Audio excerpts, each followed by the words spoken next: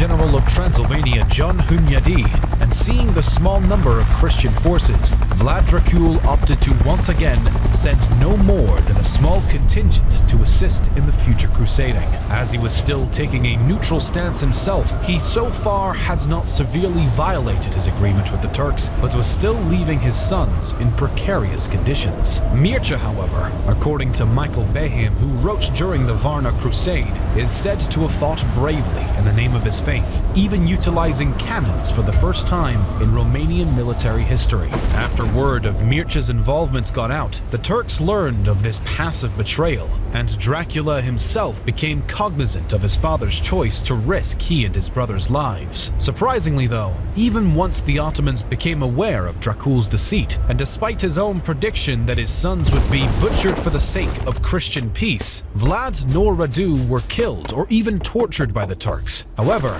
their treatment did become more treacherous in response to Dracul's actions. This resulted in the hardening of Vlad's already rough and stubborn personality, and an explicit chain of events that led to Radu's ultimate submission to the future Sultan, Mehmed II.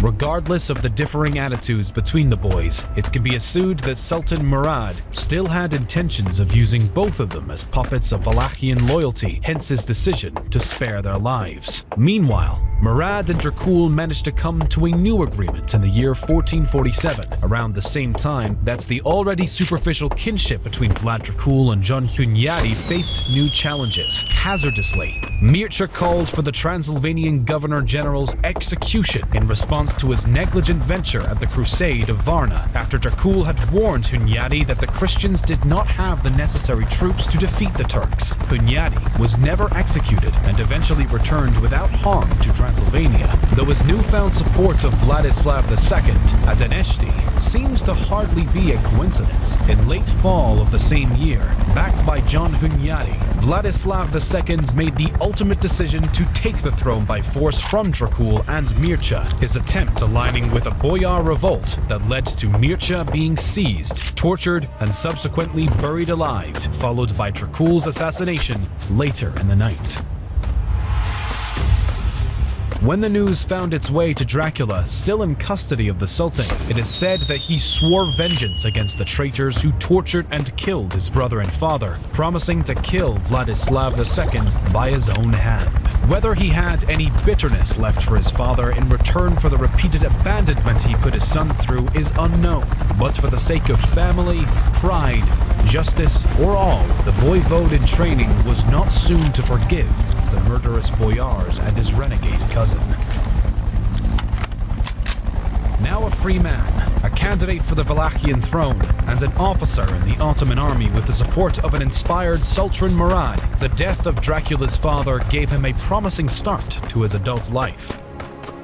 After a failed attempt by John Hunyadi and Vladislav II to defeat the Ottomans at Kosovo Polji, Vlad was in a favorable position to finally make a strong bid for the Wallachian throne. With the backing of the Turks, who were the true authority in the current situation due to their military control, success came to Dracula as he ultimately seized power and became voivode of Wallachia for the first time in 1448. This sudden uprising predictably did not sit well with the Hungarians and the allies of John Hunyadi, who had been taken captive by the Serbian despot George Brankovic after his defeat at Kosovo Polji. Nikolai of Ochna, the vice-governor of Transylvania, demanded that Vlad come and meet with him to explain the assumed disappearance of Hunyadi and justify his unforeseen coup.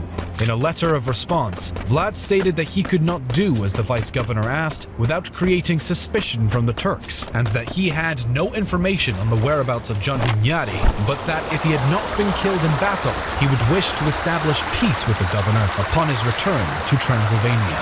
This strategic start to his first reign was effective, but only while his Ottoman aide maintained dominion over the region. Unfortunately for Dracula, Sultan Murad had opted not to follow the fleeing Hungarian army after the recent battle, at which Vladislav II evaded capture, allowing for a quick turning of the tables. Vladislav was able to gather the remainder of Hunyadi's troops, though he fails to free Hunyadi himself before marching into Wallachia and defeating Vlad's army, forcing his Draculesti cousin to flee the principality altogether. After losing the throne to Vladislav, Dracula found himself back in Adrianople with the Turks once again. He sought refuge under Ottoman protection for a short while before fleeing Sultan Murad's court and making his way to the Wallachian neighbor of Moldavia, where he now settled in the court of Bogdan II. Bogdan was the current ruler of Moldavia, but he was also Dracula's uncle, connected through Vlad Dracul's marriage to Bogdan's sister. Father of the later Prince Stephen the Great, Bogdan II allowed the exiled Wallachian to remain in his capital city of Suceava, receiving education alongside Stephen and serving in the Moldavian military. This stay lasted from the late 1449 until the fall of 1451. Coming to an abrupt end when Bogdan was assassinated by his own brother, Petru Aron. Lacking many viable options, Vlad and Stephen escaped together to Transylvania, knowing full well that it would be imprudent to risk seeking refuge under the eye of John Hunyadi, who had been stripped of his titles of Viceroy of Hungary and Governor of Transylvania, but still maintained military control and the title of Count of Bistriza, Severin, and Timișoara. The young men attempted to make their way to Brashov, heartened by the support of Vladislav's boyar enemies and previous good relations with the councilmen of the city. Vlad felt that this would be their safest option. Of course, John Hunyadi had no intention of allowing this to be the case, and immediately after being informed of the Wallachians' presence in February of 1452, commanded the mayor of Brashov to bar Dracula from settling in the city. Whether Vlad and his Moldavian cousin were forced out or instead kept in hiding around the area is not known for certain. Nonetheless, in September of the same year, Vladislav II also sent a letter to the mayor of Brashov upon hearing that his rival was still in the region. Dracula fled again, this time to the nearby town of Sibiu, where word of his presence made its way to the Transylvanian vice-governor. In response, Nikolai of Okna decided to hire an assassin to take the pretender down once and for all.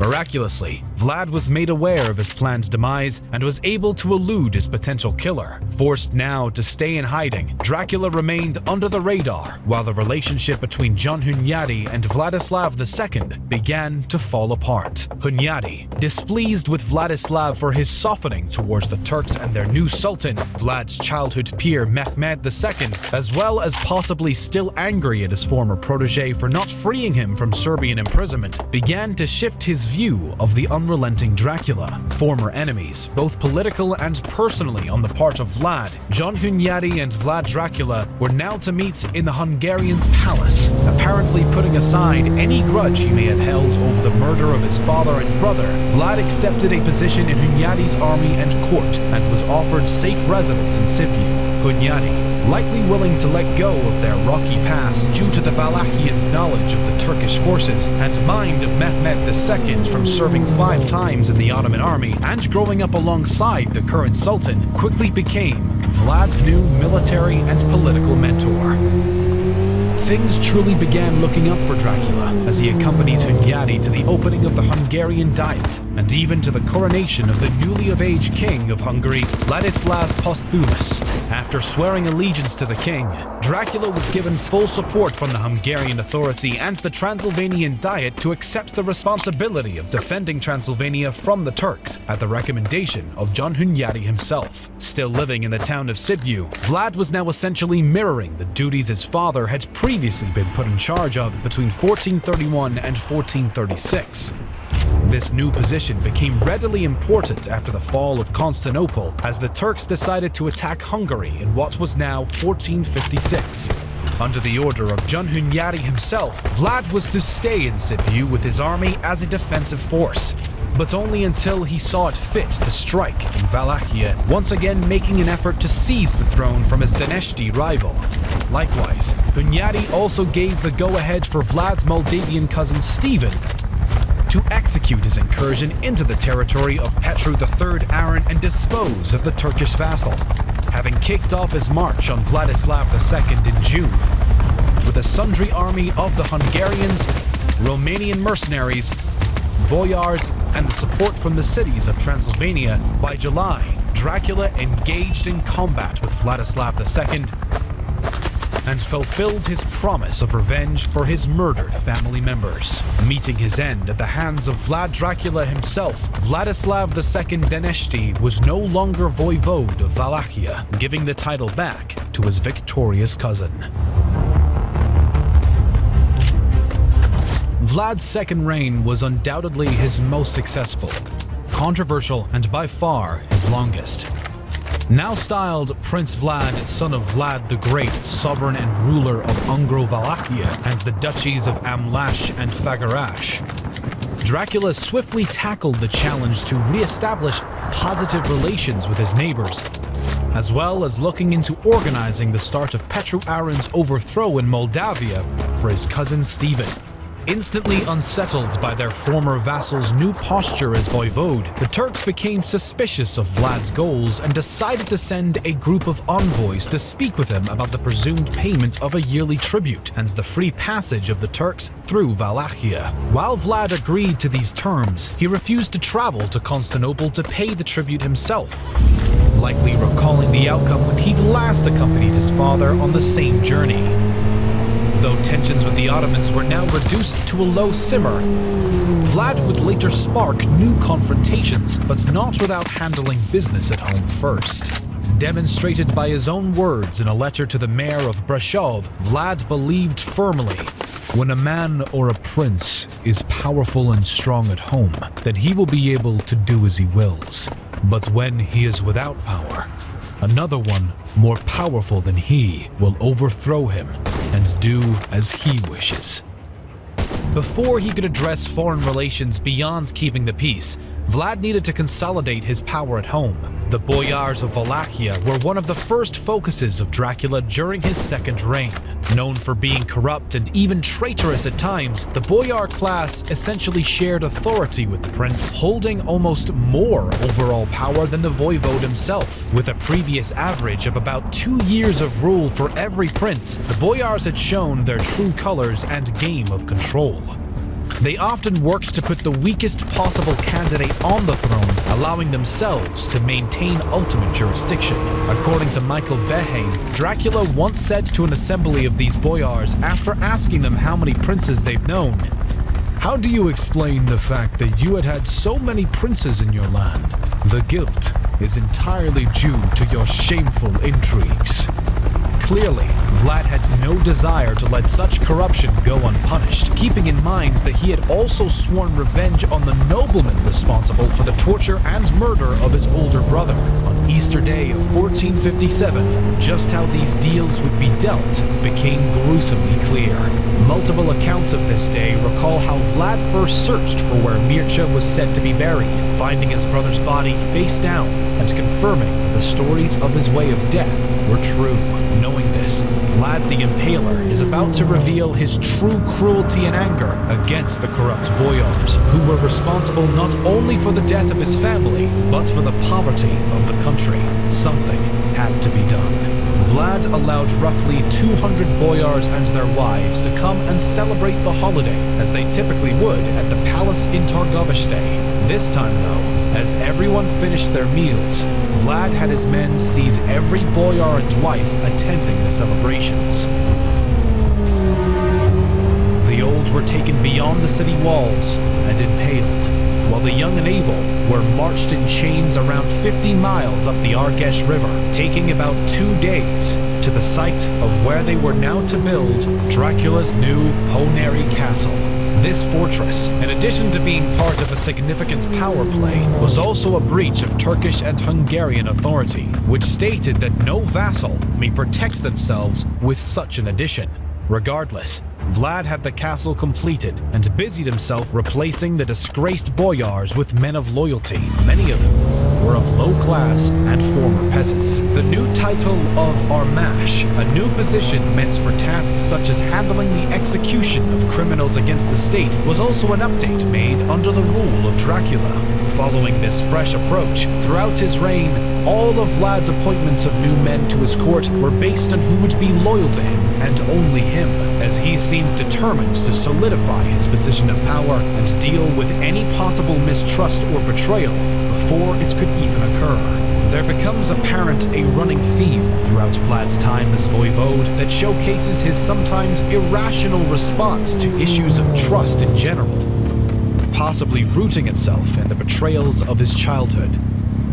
One example of an overzealous reaction to dishonesty, where we see Dracula's emphasis on the importance of honesty, we're told of a merchant from Florence who found himself in Targoviste on his way to Constantinople, bringing with him a carriage of money and goods. The merchant, upon arrival, went to the princely palace to ask for protection over himself and his goods during his stay in the capital. Vlad simply told the merchant to leave his things in the public square and come sleep in the palace. The merchant obeyed the prince's command, but when he returns to the carriage the following day, he discovered 160 missing gold ducats. After making this disheartening discovery, the merchant returned to Vlad and informed him of the matter. The prince assured him that both the money and the thief would be found, and there was no need to worry. Vlad now ordered the citizens of Targoviste to find the thief, threatening to destroy the city if they did not, and also instructed his servants to replace the merchant's missing money from his own treasury, adding an extra ducat. When the merchant later returned to his carriage, he counted his money again, a total of 3 times, before going back to notify the prince. He said to Vlad, "Lord, I have found all my money, only with an extra ducat." At this time, the thief was being brought to the palace, as Vlad told the merchant, "Go in peace. Had you not admitted to the extra ducat, I would have ordered you to be impaled together with this thief." The story of the merchant, much like the anecdote about the golden cup that sat near a fountain in a deserted area to test his subjects and their honesty, which was never stolen nor moved during Dracula's reign, showed his strong